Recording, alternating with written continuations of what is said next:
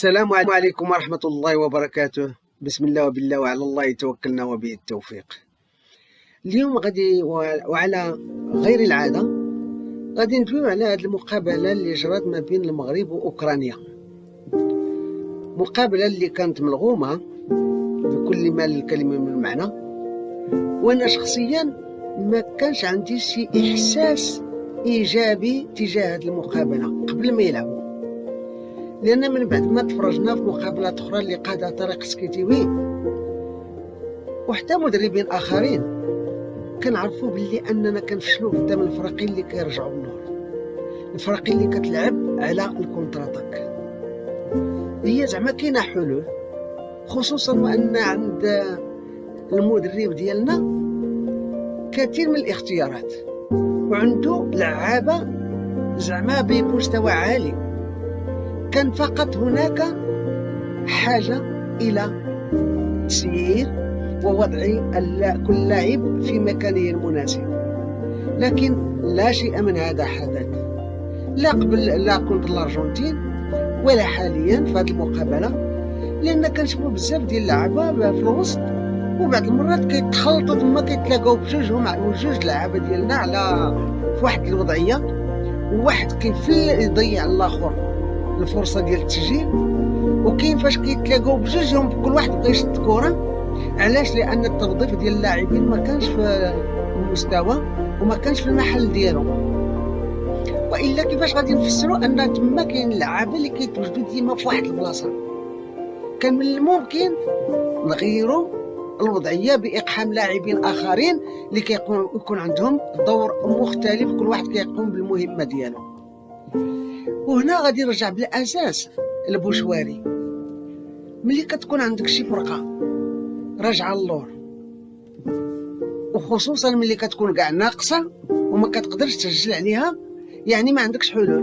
وملي كيكون عندنا واحد اللاعب بحال بوشواري اللي كيجيد الاختراقات، يجيد المراوغات، وكيجيد افتكاك الكره، وكيجيد القذف من بعيد. اذا ملي ما كتلعبش بحال هذا بحال هاد المباريات، امتى غادي تلعبوا؟ علاش كاع اصلا عيطتي له؟ علاش اصلا عيطوا له المنتخب الاول وعيطوا المنتخب الاولمبي، ولكن كيجيك غير كديكور، شي حاجه اللي غادي تفهمها ما كايناش.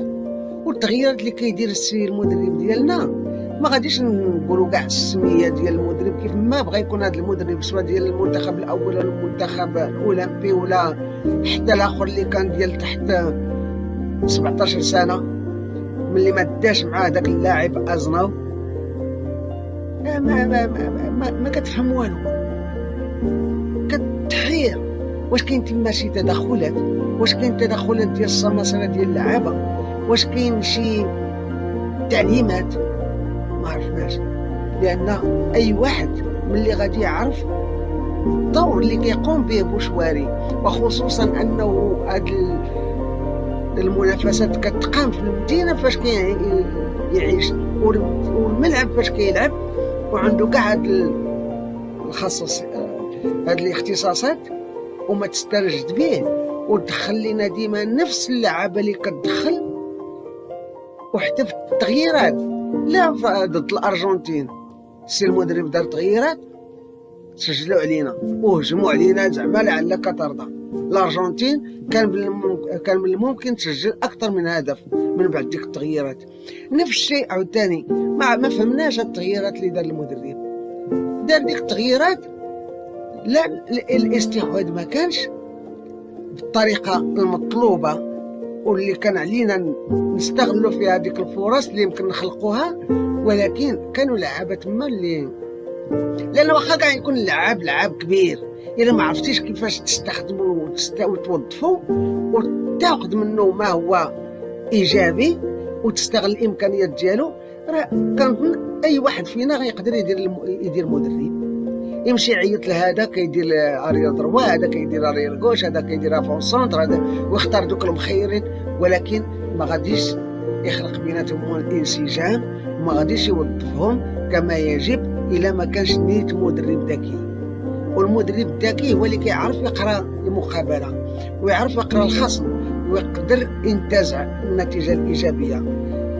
ماشي نعول على راه عندي هاد اللعابه راه صافي كاينه الحمد لله راه كاينه الاحترافيه واللعابه محترفين وواعيين بالدور ديالهم. ايوا ولكن السي المدرب الا ما عرفتيش توظفهم وتستخرج منهم كل الطاقات ديالهم والامكانيات ديالهم وتخرج بنتيجه ايجابيه، راه يا اخي راه